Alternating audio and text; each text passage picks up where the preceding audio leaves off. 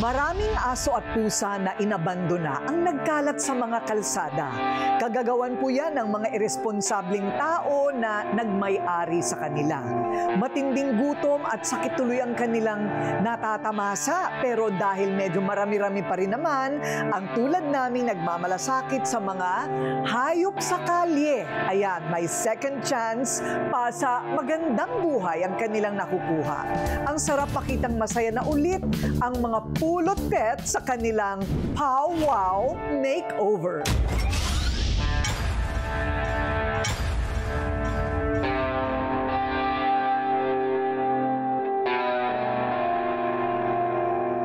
Butot balat na mga aso at pusa nagkalat sa kalsada.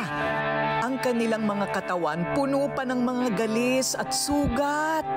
Bakas ng pagmamalupit ng mga taong masahol pa sa hayop ang ugali. Inabandona, minaltrato, pinagkaitan pa ng masaya't maayos na buhay. May pag-asa pa kayang mailigtas ang mga hayop na ito sa kalsada na may karapatan din namang mabuhay sa mundo gaya nating mga tao. Ayon sa Republic Act No. 8485 o ang Animal Welfare Act of 1998, sino man ang mapapatunayang gumawa ng kahit anong klaseng pang-aabuso, pagmamaltrato o pagpapabaya sa hayop, paparusahan ng pagkakakulong ng mahigit 1 taon hanggang 2 taon. At may multang hindi bababa sa 100,000 piso. Samantala, para naman sa mga mahuhuling kumakatay, kumakain, nagbebenta at bumibili ng karne ng aso, papatawan ng 1 hanggang 4 na taong pagkakakulong at multang hindi bababa sa 5,000 piso. Nakakalungkot na katotohanan na kahit may ganitong batas, marami pa rin ang gumagawa ng kalabisan sa mga kawawang alaga. Paano naman maraming mga LGU hindi rin kumikilos? Pero huwag malungkot dahil marami naman tayong nagmamalasakit, di ba? At tinaguri ang mga animal heroes para sa mga pulot pets. Ang 25 anyos na vlogger na si Ravin ng Parañaque City, bata pa lang matindi na ang pagmamahal sa mga asong inabandona. Sa katunayan, 6 na taong gulang siya noong iuwi niya ang isang tuta na napulot niya sa bangketa. Nilalagay ko po yung sitwasyon ko sa kanila. Parang sinasabi ko, paano kung ako yung hayop, tapos parang walang pumapansin sa akin na kahit kailangan ko na ng tulong, parang mamatay na lang akong mag-isa nang walang tumulong. What's up again, guys? Hi po, Rangers! Welcome back to my channel. So for today's vlog, guys, nang makapagtrabaho at kumikita na si Ravin, pinagpatuloy niya ang pagsagip sa mga asong nagkalat sa kalsada. Mas naantig ang kanyang puso sa mga alagang kalagim-lagim ang sinapit mula sa kanilang mga amo. Tulad ni Lucky o dating kilala bilang Lolo Dog ng Divisoria na isang aspin. Butot balat nang makita niya ito. Ang masakit, itinataboy ang aso ng mga tindero sa lugar dahil galisin at sobrang baho daw. Binabato pa raw ito kung minsan. Kailangan niya ng tulong eh. Tapos kung kailangan mo pa ng tulong, dun pa siya mas minamaltrato. Ang Siberian Husky naman na si Brave, sinagip ni Ravin sa Caloocan. Mata na lang ang gumagalaw ng kanyang puntahan ng kawawang hayop. Nagkaroon ng malalang sakit, kaya iniligaw ng dati niyang amo. Gusto pang katayin noon ng mga tricycle driver sa lugar. Ganun na nga yung kalagayan ng aso. Kakatayin mo pa. Kumbaga parang hindi na nga healthy. Pag nakita niyo yung itsura niya talaga before. Ang aspin naman na si Hope mula sa C5 Road, mas matindi ang kalagayan ng sagipin ni Ravin. Mayroong sakit na distemper. Ito ang isa sa pinakamalalang sakit na pwedeng makuha ng isang aso na nakamamatay. Nag-seizure na siya, tapos hindi na rin siya nakakalakad. Yung nakakalakad na lang yung front legs niya, tapos hinihila niya na lang yung back legs niya po. Ang mga kaawa-awang mga dogs noon, aba, ito na ang itsura nila ngayon. Meet the Rescue Dogs 2.0, sina Lucky, Brave at Hope. Ang dating butot balat na si Lucky at puno ng galis. Malusog at makinis na ang balat. Ang husky na si Brave, masiglang masigla. At hindi aakalaing halos mag-agaw buhay noon. At si Hope na hindi na halos makalakad at wala nang kapag-apag-asang mabuhay. Masaya sa piling ng kanyang bagong fur parent. Kwento pa ni Raven, nang ma-rescue ang mga kawawang aso, dinala niya muna ang mga ito sa veterinaryo para sa mga paunang konsulta at lunas. Nang makarecover at pwede nang maiuwi, kinupkup sila ni Raven. Pinapakain sila sa tamang oras, binibigyan ng tamang bitamina, pinapaliguan, at pinaparamdam ang tunay na pagmamahal mula sa kanilang bagong magulang. Yung pagmamahal, iparamdam mo lang sa kanila. Kasi syempre, pag naramdaman nila na may nagmamahal sa kanila na hindi sila nag-iisa, sila rin naman yung kusang lumalaban. Siya naman si GT, isang songwriter. Nung una ay hindi raw siya bukas sa pag-aalaga ng mga aso. Nang maospital ang kanyang nanay, parang gumawa raw ang Diyos ng paraan para mamulat siya at mabigyan ng misyong magsagip ng mga stray dogs. I went to the hospital parking lot, and right in front of my vehicle was a dog that looked dead. It had a 7-inch hack wound, 2 inches wide, and sores all over its body. So akala ko hindi na to talaga buhay. Then I went there. I said, "Baby, okay ka ba?" It looked at me. Alam mo, sabi ko, it's alive. It looked at me. And then alam mo, talagang I couldn't stop myself from crying. Ang asong nakita niya sa ospital ang nagmulat sa kanyang mata para umpisahan ang pagsagip sa mga alagang nanganganib ang buhay. Tinayo ni GT ang Stray Love PH Foundation. Simulan, isang aspin, nakakataying dapat ng mga tambay. Nasagip ni GT katulong ang isang miyembro ng kanilang grupo. Payat na payat daw ang aso nang matagpuan. Hindi makalakad dahil sa sobrang pagkakatali sa kanya. That dog was able to extricate its hind legs. It tried to cross the street, nabangga siya ng car. Nang makarecover simulan, inuwi na ni GT ang aso sa kanilang dog shelter. From an ugly duckling to a beautiful, beautiful swan. Ang Shih Tzu naman na si Maki, sa mahabang panahon ay inilagay sa maliit na kulungan. 10 taong tiniis ng aso ang sikip ng kanyang tinitirhan. Natuklasan din ni GT na marami na siyang sakit sa kanyang internal organs. Liver, kidney problems, an enlarged heart. She had everything na you wish your dog would never have.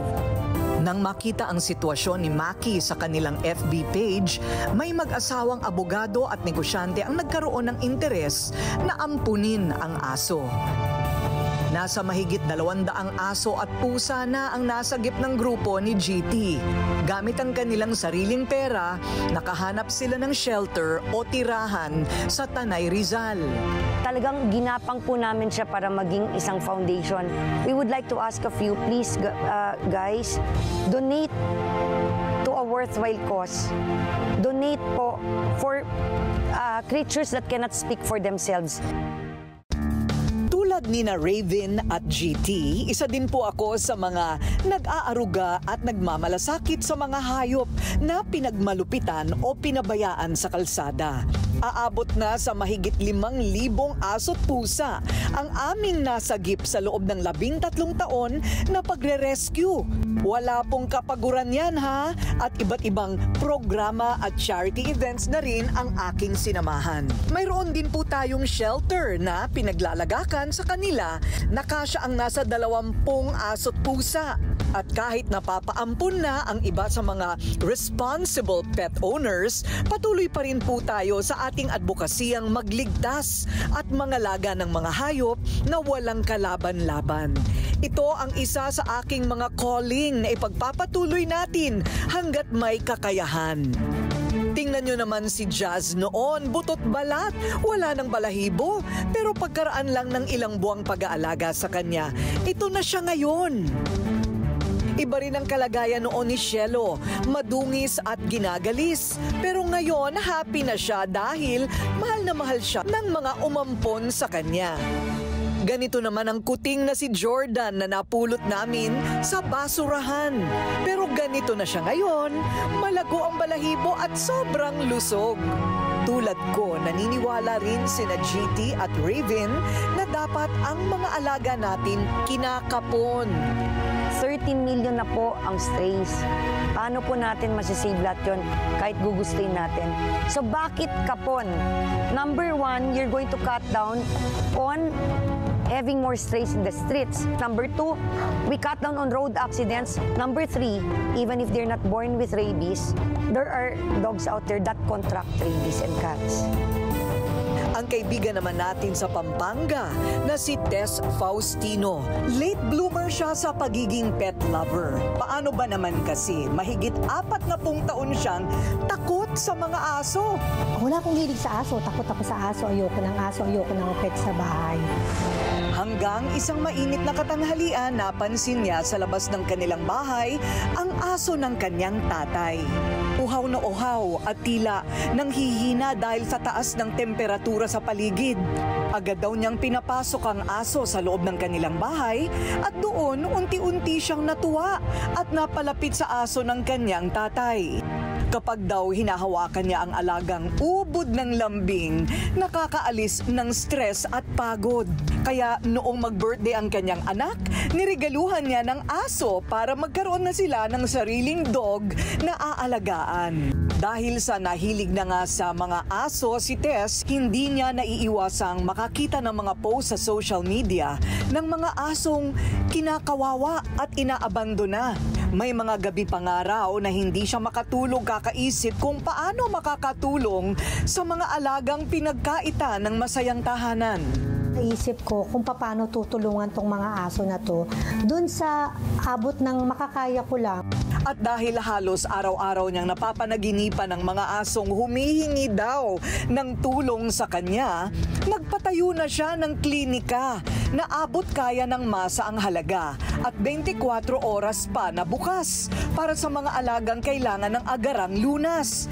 Ito ang MaxSave Veterinary Clinic. Sa tuwing magdiriwang ng birthday si Tess, mayroon siyang palibreng bakuna, anti-rabies at kapon. Yan ang regalo niya sa mga alaga ng kanilang komunidad. Kasi naniniwala ko, yung pagkakapon kasi sa mga aso, nagbibigay ng good health sa mga aso natin. So, syempre gusto natin tumagal yung buhay nila, no? So, kaya pag matanda ka na yata, gusto mo ganon, magbalik ka na lang sa sa community. Bukas para sa lahat ang klinika ni Tess, lalo na sa mga solo rescuers. Para sa kanya, bago ang kabuhayan, buhay muna ng mga hayop ang dapat iprioridad. Dahil ang mga pets natin kailangan kasama sa ating mga responsibilidad bilang mga tao. Pahalagahan natin ang buhay at kalusugan ng mga nilalang na ginawa rin ng Panginoon. Ito ang advokasiyang dapat tularan ng marami sana nating kababayan. Gawin natin, 'di ba? Pwedeng hindi malaki yung impact, 'di ba? Sabi nga, 'di ba, yung maliit, 'di ba? Malaki pa rin yung tulong. Hindi mahirap mag-alaga ng hayop. Masarap pa nga kasi loyal magmahal. Basta alam natin ang mga tamang pagkalinga, samahan pa ng taus-pusong dedikasyon. Tulad din kasi ng mga tao, sila din ay nilalang ng Diyos at may karapatang mabuhay sa mundo ng may katahimikan at pagmamahal. Aking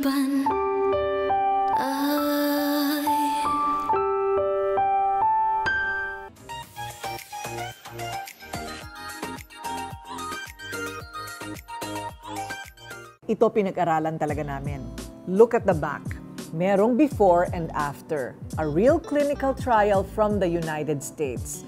Because the active ingredient is tried and tested. A Love to Lash. Pampakapal ng pilikmata at kilay. Ang maganda dito sa Love to Lash ay yung applicator niya na pinasadya pa namin. Meron siyang foam. Kasi ilalagay mo yan doon sa parang pinaka-roots ng iyong pilikmata. Isang guhit lang sa baba at taas, pwede na, wag nang paulit-ulit, hindi kailangan. Use it and in 4 weeks, makikita nyo na ang difference. Pahaba na ng pahaba ang inyong pilikmata. And mababawasan ang lagas. Lalo na kung kayo ay nag-curl lash and nagmamaskara every day. The only one in the market with a clinical trial, tried and tested, A Love to Lash.